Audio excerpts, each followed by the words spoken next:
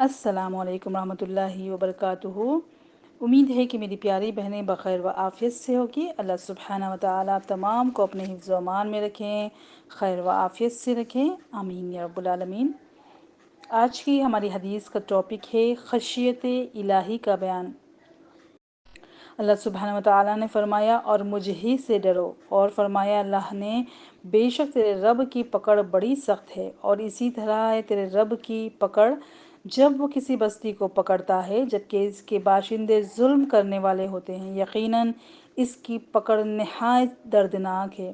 बिलाशुबा इसमें इस शख्स के लिए निशानी है जो अज़ाब आखिरत से डरता है। ये वो दिन होगा जिसमें लोग इकट्ठे किए जाएंगे और यही दिन सबकी हाज़िरी का है।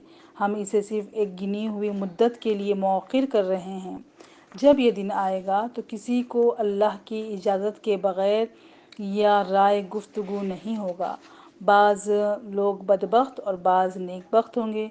जो बदबख्त होंगे उनका ठिकाना आग है, उनके लिए इसमें चीखना और पुकारना होगा। और फरमाया अल्लाह ताला ने तुम्हें अपनी ज़ात से डराता है, यानी इसको नाराज़ करने से बचो। और फरमाया कि जिस दिन भागेगा आदमी अपने भाई से, अपनी माँ, अपने बाप से, अपनी बीवी और बेटों से, हर एक के लिए ऐसी हालत होगी जो इसे दूसरों से बेनियाज और बेपरवाह कर देगी। और फरमाया है लोगों, अपने रब से डरो, बेशक क़यामत का भूचाल बड़ी चीज़ है। उस दिन तुम देखोगे कि हर दूध पिलाने वाली अपने शेरख्वान बच्चे को भूल जाएगी और हर हमल वाली का हमल गिर जाएगा। और तुम देखोगे कि लोग मदहोश हैं, और ये मदहोशी नहीं होगी बल्कि अल्लाह का अजाब बड़ा सख्त है। और फरमाया और उस शख्स के लिए जो अपने रब के सामने खड़ा होने से डर गया, दो बाग हैं। और फरमाया और एक दूसरे की तरफ मुतवज्जे होकर एक दूसरे से पूछेंगे, कहेंगे इससे पहले हम अपने घरों में यानी दुनिया में अल्लाह से डरा करते थे, बस अल्लाह ने हम पर एहसान किया और हमें लू यानी जहन्नुम के अजाब से बचा लिया। बेशक हम इससे क़ब्ल इसी को पुकारते थे, बिलाशुबा वो बहुत एहसान करने वाला नहायत मेहरबान है। इसी तरह कई अहादीस में भी खशियत इलाही के बारे में आता है।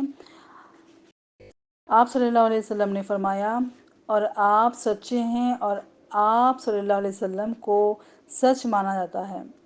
बेशक तुम में से हर शख्स अपनी माँ के पेट में 40 दिन तक नुत्फ़े की शक्ल में रहता है, फिर इसी की मिसल यानी इतनी ही मुद्दत मुंजमद रहता है यानी खून बना रहता है, फिर इतनी ही मुद्दत गोश्त का लूथड़ा रहता है, फिर 120 दिन के बाद फरिश्ता भेजा जाता है और वो इसमें रूह फूंकता है और फरिश्ते को 4 बातें लिखने का हुक्म दिया जाता है, इसकी रोज़ी, इसकी मौत, इसका अमल, और वो बदबख्त है या नेक है। बस कसम है उस ज़ात की जिसके सिवा कोई माबूद नहीं, बेशक तुम में से एक शख्स जन्नतियों वाले अमल करता है यहाँ तक कि इसके और जन्नत के दरमियान एक हाथ का फासला रह जाता है कि इस पर लिखा हुआ गालिब आ जाता है, और वो जहन्नमियों वाले काम करने लग जाता है और जहन्नुम में दाखिल हो जाता है।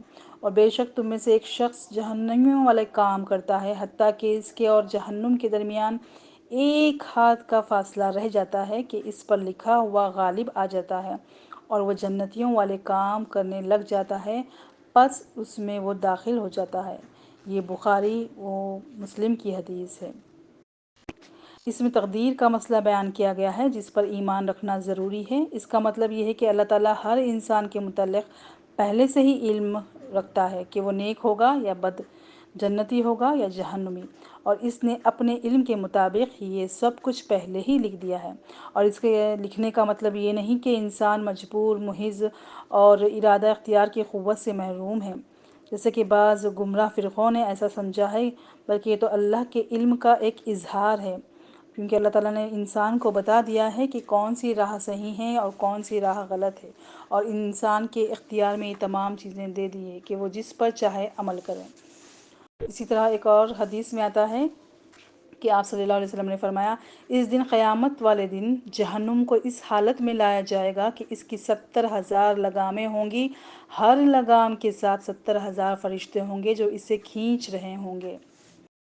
ایک اور حدیث میں آتا ہے کہ قیامت والے دن جہنمیوں میں سب سے زیادہ ہلکے عذاب والا وہ آدمی ہوگا جس کے پاؤں کے تلووں میں 2 انگارے رکھے جائیں گے، جن سے اس کا دماغ کھولے گا۔ وہ خیال کرے گا کہ اس سے زیادہ سخت عذاب والا کوئی نہیں، حالانکہ وہ ان جہنمیوں میں سب سے زیادہ ہلکے عذاب والا ہوگا۔ یہ بخاری و مسلم کی حدیث ہے۔ ایک اور حدیث میں آتا ہے کہ جہنمیوں میں سے بعض وہ ہوں گے جن کو آگ نے ان کے ٹخنوں تک، بعض کو ان کے گھٹنوں تک، اور بعض کو ان کی کمر تک، اور بعض کو ان کی ہنسلی تک پکڑا ہوا ہوگا۔ یہ مسلم کی حدیث ہے۔ روز قیامت لوگ رب العالمین کے سامنے کھڑے ہوں گے اور لوگ اس طرح پسینے میں شرابور ہوں گے، حتیٰ کہ ان میں سے کوئی اپنے آدھے کانوں تک اپنے پسینے میں چھپا ہوا ہوگا۔ یہ بخاری و مسلم کی حدیث ہے۔